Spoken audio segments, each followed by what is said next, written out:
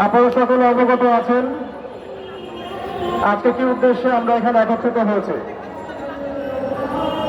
আমরা কখনোই বাংলাদেশের সাম্প্রদায়িক সম্প্রীতির বিরুদ্ধে নই, কিন্তু বাংলাদেশের 90% মুসলিম রাষ্ট্রের মধ্যে যখন দিনে দুপুরে আমাদের একজন মুসলিম ভাইকে কুপিয়ে জবাই করে হত্যা করা হবে, তখন আমরা পশ্চিমকালেও চুপ করে বসে থাকবো না।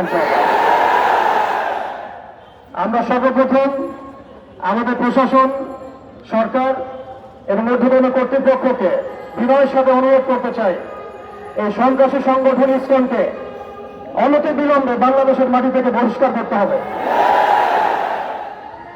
এই জঙ্গি জুজুর ভয়ের খেলা অনেক হয়েছে। বাংলাদেশের মুসলিম শান্তিকামী মুসলিম, কিন্তু এমন কোন পদক্ষেপ আপনারা নিতে যাবেন না বা ভুল করবেন না যাতে বাংলার তাওহীদি জনগণ আবারও জেগে ওঠে। আমরা আল্লাহর কসম করে বলছি, যদি বাংলাদেশের তাওহীদি জনগণ একটাবার জেগে ওঠে, এর আগের মানুষরা তো পালানোর পথ পেয়েছে, আপনারা কিন্তু পালানোর পথে পাবেন না ইনশাআল্লাহ। আমরা উগ্রতার পথ বেছে নেব না, আমরা শান্তির পথ বেছে নেব ঠিকই, আমরা ধৈর্য নেব ঠিকই, কিন্তু আর কতজন ভাই মারা গেলে আমাদের হুঁশ ফিরবে? আর কতজন ভাই মারা গেলে আমাদের হুঁশ ফিরবে?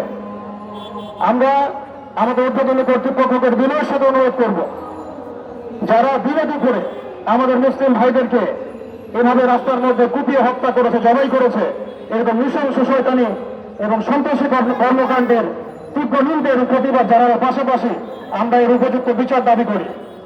এখানে অনেক মুরব্বী কেরাম আছেন, আমি ছোট মানুষ, বেশি কথা বলতে চাচ্ছি না। আমরা একটা দাবি উত্থাপন করতে চাই, বাংলার জমিন শান্তির জমিন। এই শান্তির জমিনে যদি কেউ উগ্রতা প্রদর্শন করতে চায়, আল্লাহর কসম করে বলছে আমরা হাতে হাত বুলিয়ে বসে থাকবো না। আলহামদুলিল্লাহ।